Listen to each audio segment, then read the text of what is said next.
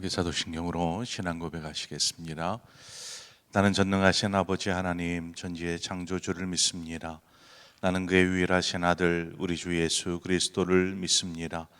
그는 성령으로 잉태되어 동정녀 마리아에게서 나시고 본디오 빌라도에게 고난을 받아 십자가에 못 박혀 죽으시고 장사된 지 사흘 만에 죽은 자 가운데서 다시 살아나셨으며 하늘에 오르시어 전능하신 아버지 하나님 우편에 앉아 계시다가 거기로부터 살아있는 자와 죽은 자를 심판하러 오십니다.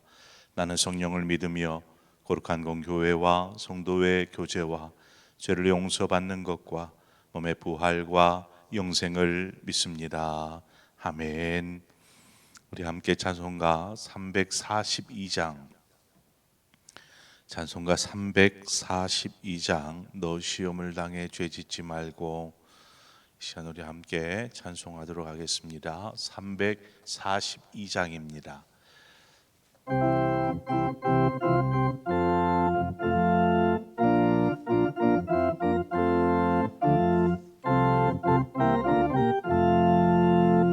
너 시험을 당해 죄짓지 말고 너 용기를 다해 곧 물리치라.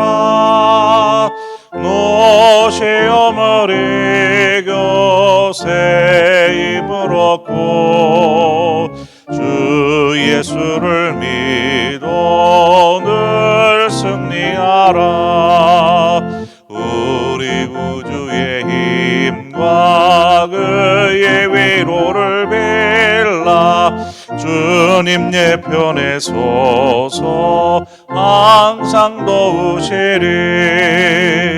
내 친구를 삼가 잘 선택하고 너 언행을 삼가 늘 조심하라. 너 열심을 다해 늘 충성하고 온 정성을 다해 주 봉사하라. 우리 구주의 힘과 그의 위로를 빌라. 주님 내 편에 서서 항상 도우시리. 잘 이기는 자는 상 받으리니 너 낙심치 말고 늘 전진하라. 내 구세주 예수 힘 주시리니 주 예수를 믿어 늘 승리하라.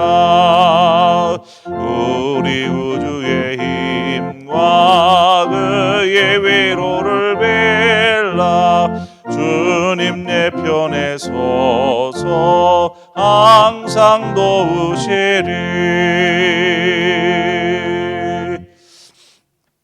아멘. 하나님 말씀 우리 함께 보도록 하겠습니다. 야고보서 5장 7절과 8절 말씀 두 절의 말씀 우리 함께 합독하도록 하겠습니다.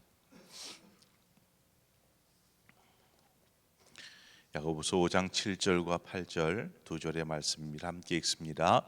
그러므로 형제들아 주께서 강림하시기까지 길이 참으라. 보라 농부가 땅에서 나는 귀한 열매를 바라고 길이 참아 이른 비와 늦은 비를 기다리나니 너희도 길이 참고 마음을 굳건하게 하라. 주의 강림이 가까우니라. 아멘. 오늘 하나님께서 야고보를 통해서 우리에게 전하시고자 하는 메시지는 주께서 강림이 가까우시니 인내하라 하는 것입니다. 바로 참고 인내하는 이 인내를 주제로 오늘 말씀을 전하고 있습니다. 여러분, 참는다라는 것 그게 쉬운 일입니까? 잘 참아지나요? 참는 것은 참 어려운 일인 것이죠. 참는 것만큼 어려운 것이 없는 것 같아요. 감정이 상하고 자존심이 상하고 이처럼 자신도 모르게 이러한 감정과 자존심 이런 것에 상함이 있으면 화가 막 일어나게 되는 것이죠. 또한 불의한 일을 당하면 어떨까요? 억울한 일을 당하면 그때 우리는 어떻게 우리 안에 정말 억울함에 대한 비통함, 그러한 분노, 화가 일어날 것입니다. 그런데 하나님은 말씀하시기를 인내하라, 이렇게 오늘 말씀을 통해서 이야기하고 있습니다. 인내하라. 7절 중반 이하의 비유에 우리가 한번 주목해 보고자 합니다. 농부가 땅에서 나는 귀한 열매를 바라고 길이 참아 이른 비와 늦은 비를 기다리나니, 우리는 이 비유 같은 말씀 속에서 몇 가지의 교훈을 좀 찾고자 합니다. 농부가 땅에 씨를 뿌리면 열매를 얻기까지 많은 시간을 필요로 합니다. 이것이 씨를 뿌리면 이것이 싹이 나고 자라나고 잎이 나고 꽃이 피고 열매가 맺기까지는 참 많은 시간을 필요로 하죠. 그냥 씨만 뿌리면 곧장 열매가 그냥 바로바로 맺혀지는 것은 아무것도 없습니다. 하나님은 모든 자연의 섭리를 이처럼 시간이라는 요소를 두었습니다.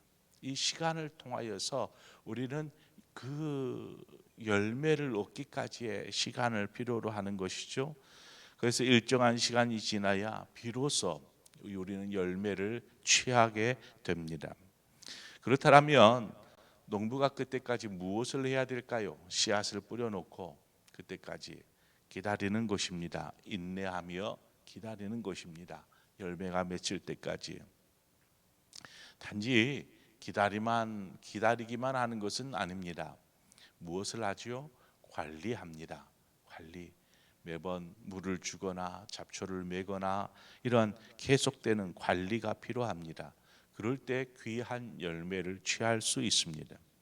뿌려놓고 이 방치해 놓으면 어떻게 되겠어요? 나중 뭐 해충이 들거나 혹은 짐승이 뭐 하거나 뭐 여러 가지로 인해서 상하거나 이렇게 해서 뭐 망가질 수도 있는 것이죠. 그래서 씨를 뿌리고 난 이후에는 계속되는 관리가 필요합니다.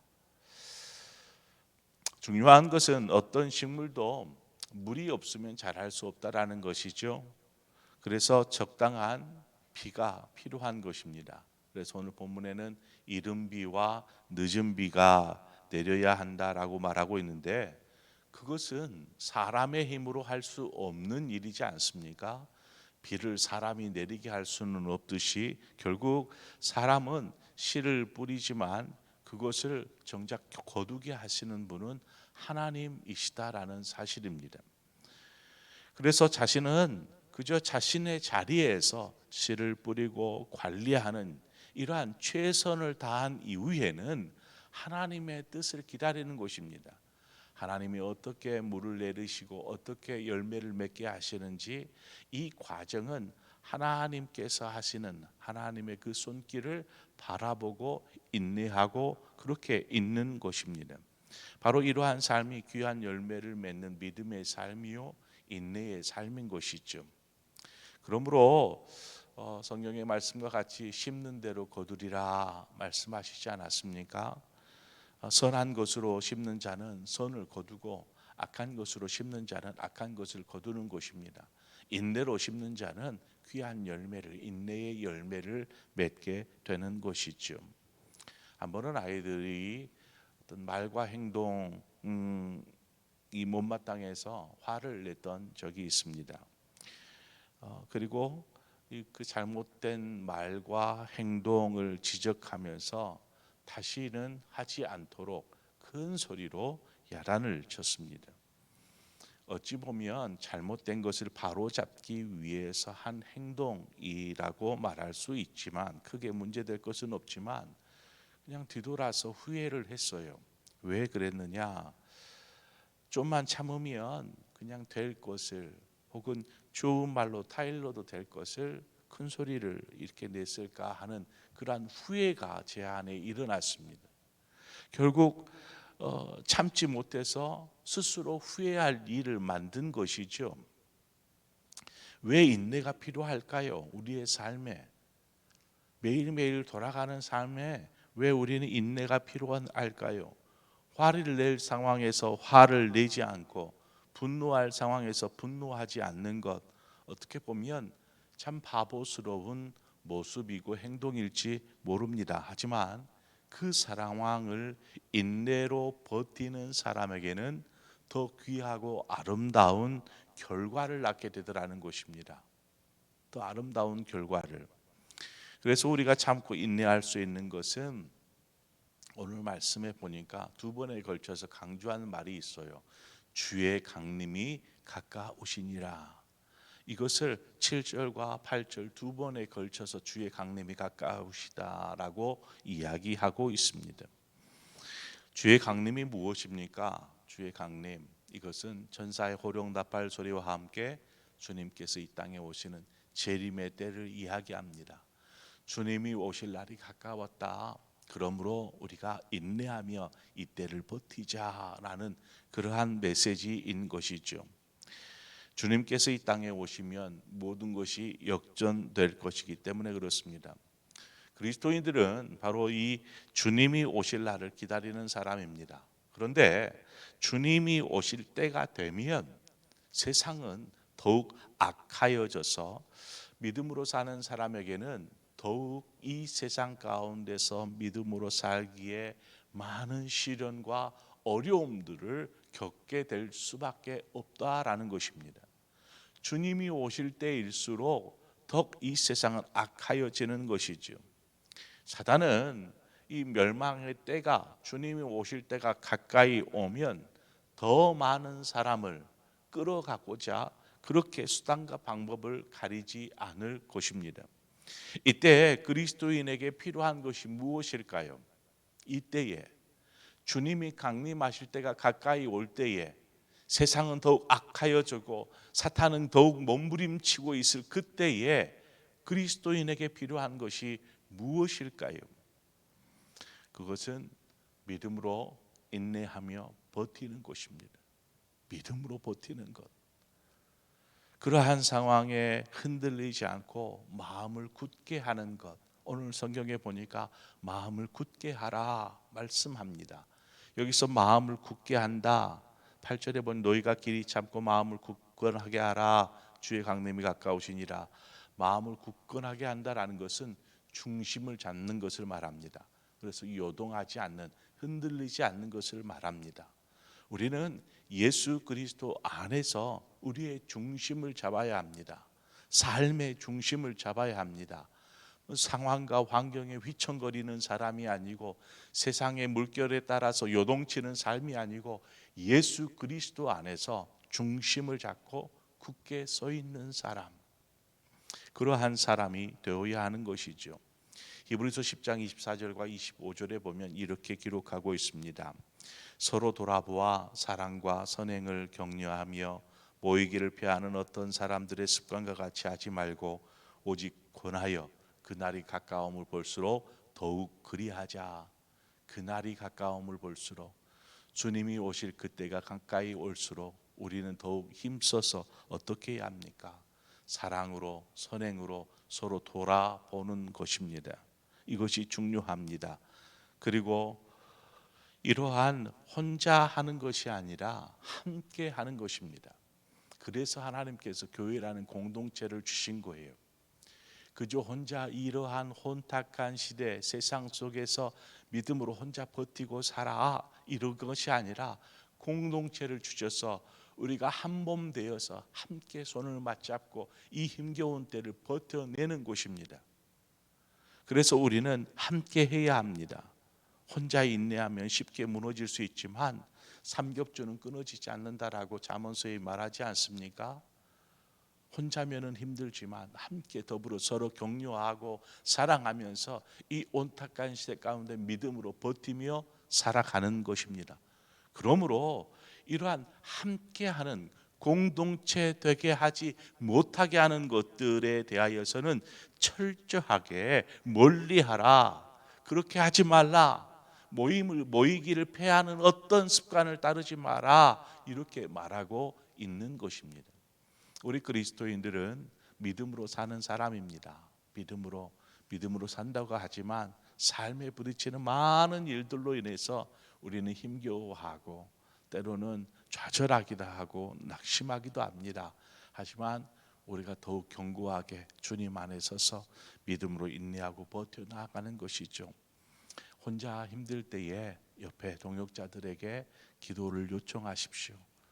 함께 격려하고 사랑으로 함께 섬겨가며 그렇게 한 몸을 이루어서 하나님의 몸된 교회 가운데에서 이러한 시대의 믿음으로서는 많은 사람들이 더불어서 기도하며 함께 할 때에 우리는 능히 이 악한 세대 가운데서 믿음으로 살아갈 줄 믿습니다.